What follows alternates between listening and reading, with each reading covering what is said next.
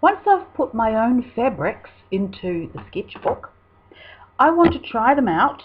They're all made by the same manufacturer, so they have some colours in common, and I know that they're going to tone in with one another. But I don't really know how they're going to look with this block. So I'm going to start by putting the colours in here and just seeing how they look. So there's all different ways that I can do this.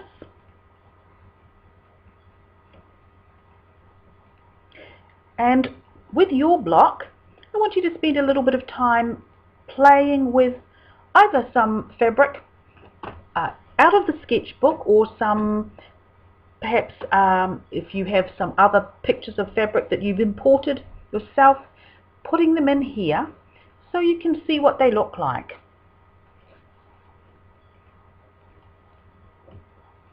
Now as I start to use these, one thing becomes obvious to me, that while these are all toning fabrics and they'll work well together, they really don't work well on their own. You can see that there's too much medium and light value in here. There's simply not enough contrast. So I decide that I'm going to need something like black, which is going to bring up,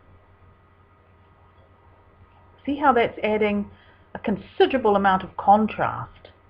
So then I started playing around. You'll see in our notes there with a whole lot of different options as to how I could best put these fabrics together and use the plain colour as a contrast. So spend some time playing with your block and just seeing what you like. Now as I worked through all my options, I found that in fact I preferred to have another plain colour in it. So looked through the plain colours,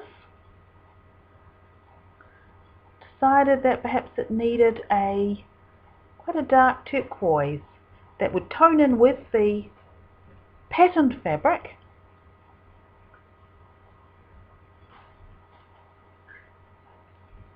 Turquoise there, but I want something a bit darker, more of a, oh, now I can't find it, colour, more of a teal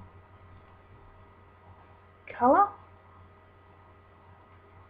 Try that one. So it may be that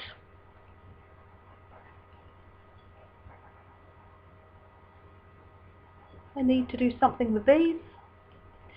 Spend a bit of time doing different things with your blocks, experimenting with what is going to work and what isn't, putting your fabric in different places in the block to see what difference that makes.